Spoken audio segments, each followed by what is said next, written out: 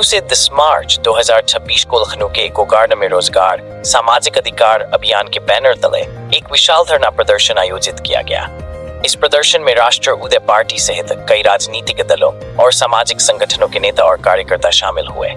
धरना प्रदर्शन में मुख्य रूप से जननायक कर्पूर ठाकुर आरक्षण फार्मूला लागू करने और ओबीसी में अति पिछड़ा वर्ग के लिए अलग आरक्षण की मांग उठाई गई।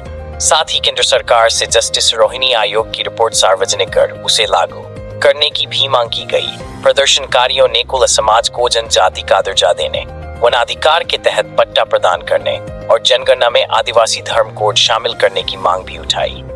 इसके अलावा अति पिछड़े समाज को SC/ST अत्याचार निवारण कानून के तहत सुरक्षा देने की भी मांग की गई।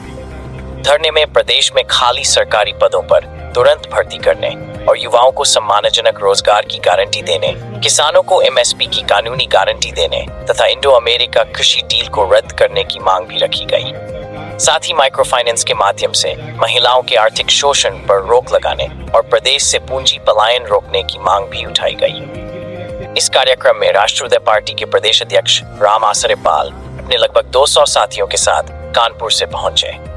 फतेहपुर, वाराणसी, बबेरू, चित्रकूट, भदोही, गाजीपुर, सुल्तानपुर, रामपुर, बांदा और अलीगढ़ सहित कई जिलों से पार्टी के पदाधिकारी और कार्यकर्ता उपस्थित रहे।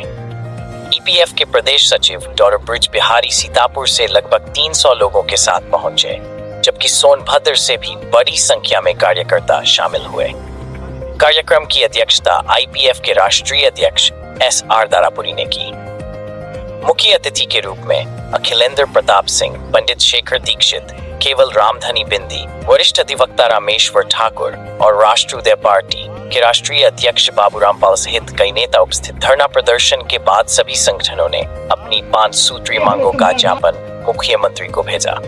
नेताओं ने कहा कि वर्ष 2007 के विधानसभा चुनाव में सभी संगठन मिलकर चुनाव लड़ेंगे और अपनी राजनीतिक भागीदारी सुनिश्चित करेंगे। कार्यक्रम का संचालन बाबूराम पाल ने किया और आए हुए सभी अतिथियों का स्वागत केवल रामधनी शिकार आज भी है। देश का 78 साल की आज़ादी हुई, आज भी भेदभाव का शिकार जो है कि समूह अनुसूचित जाति, अनुसूचित जनजाति है, अति पिछड़ा वर्ग है, पसमानदा मुसलमान है, महिलाओं हैं, इनकी प्रतिनिधित्व को सुनिश्चित किए जाने के लिए, विकास के लिए हम सब आज यहाँ पे धरना प्रदर्शन किए हैं, मांग की है। इसमें माननीय अखिलेंद्र प्रताप सिंह जी जो कि ऑल इंडिया पीपुल्स फ्रंट के संस्थापक सदस्य हैं और माननीय SR दारापुरी जी ऑल इंडिया पीपुल्स फ्रंट के जो है राष्ट्रीय अध्यक्ष हैं और भारतीय मानव समाज पार्टी के राष्ट्रीय अध्यक्ष रामधनी बिंद जी और राष्ट्रीय पार्टी के नेता यहाँ के खास करके प्रदेश के कोने कोने से आए हैं और बिहार पटना से जो है जननायक कर्पूर ठाकुर आरक्षण पे काम करने वाले वरिष्ठ अधिवक्ता जो है कि रामेश्वर ठाकुर जी के साथ सभी लोगों ने आए हैं। और यह आंदोलन तेज चलेगा क्योंकि हम लोगों ने बार बार ज्ञापन दिया है। रथ यात्रा 2023 में निकाल करके पूरे प्रदेश से, हर जिले से ज्ञापन दिया है और अभी सत्र के दौरान विधानसभा सत्र चल रहा था तो हम लोगों ने तो पहले तो मेल किया मुख्यमंत्री जी को, कोई उत्तर नहीं आया। फिर 17 फरवरी को ज्ञापन जो सौंपा था उसमें कभी कोई सुनवाई हुई? ज्ञापन 11 बार आपने बताया दे चुके हैं, तो 11 अनगिनत बार हम लोगों ने दे चुके हैं। रथ यात्रा के दौरान हम लोगों ने जो है कि 16 मार्च मल्हारा होलकर जी की जयंती से लेकर 31 मई राजमाता अहिल्यादेवी होलकर की जयंती तक हम लोग पूरे प्रदेश रथ यात्रा चलाया और हर जिले से ज्ञापन दिया और उसके बाद भी जहाँ जहाँ कार्यक्रम ज्ञापन दे रहे हैं। इस विधानसभा सत्र के दौरान भी ज्ञापन दिया। 17 तारीख को हम लोग विधानसभा घेराव के लिए आह्वान किया, तमाम लोग वहाँ पर उपस्थित हो गए झंडा डंडा लेकर के, लेकिन हम लोग रास्ते में रोक दिया गया।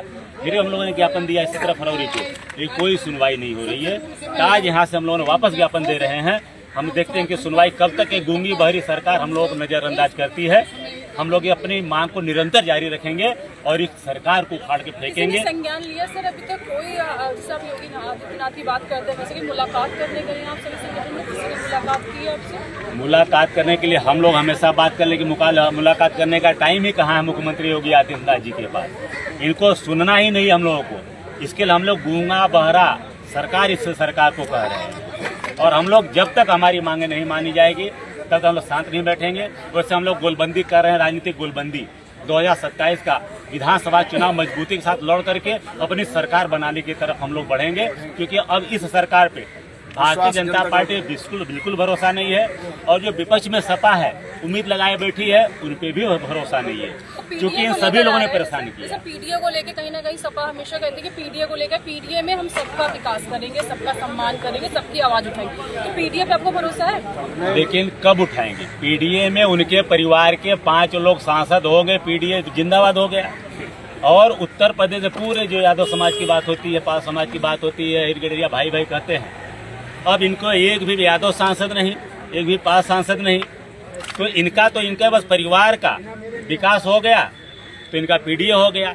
इनका पीडीए हमारे जो हिसाब से जो मैं समझ पा रहा हूँ, इनके पी का मतलब इनका परिवार, डी का मतलब दौलत वाले लोग, जो दौलत वाले लोग हैं वही फिट बैठते हैं, बाकी यहाँ जो गरीब संघर्ष करने वाले लोग वहाँ फिट नहीं बैठते हैं। और ए का मतलब नेताओं की औलाद, यानी विधायक का औलाद ही फिट बैठता है, सांसद का औलाद ही फिट बैठता है। अपराधी तो वहाँ सब ज्यादा बीजेपी में है। इससे अच्छा पीडीए किसी ने निकला। अगर अखिलेश जी सुन लेते पीडीए का मतलब ये होता शायद बदल देते, लेकिन आपने उसको गहराई से सोचा। खेल रहे हैं मैडम। राष्ट्रीय पार्टी जिंदाबाद, बाबू रामपाल जी। हम लोगों ने इस विधानसभा सत्र के दौरान हम स्वतः जाकर के माननीय अखिलेश यादव जी के लखनऊ कार्यालय में लेटर दिया। हमने कहा कि आप पीडीए की बात करते हैं तो अति पिछड़ा समाज भी पीडीए का ही हिस्सा है।